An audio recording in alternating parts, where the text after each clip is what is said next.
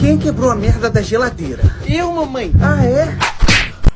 Por que você fez isso, louca? Porque você quebrou a geladeira. Mas não foi eu, mamãe. Eu ia falar que eu chequei foi. Ah, não foi você não?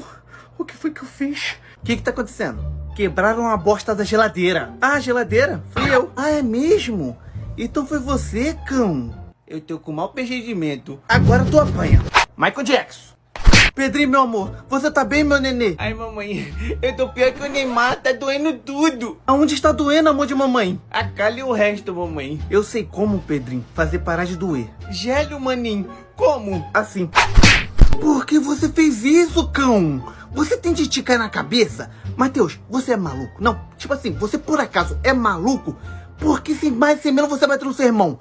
Você é algum doente mental, Matheus? Pelo amor de Deus, você saiu de algum hospício que eu não sei? Vejam só, a véia tá cheia de gírias. Véia, é a tua mãe, cão. Balé. Ai, mamãe, que dor.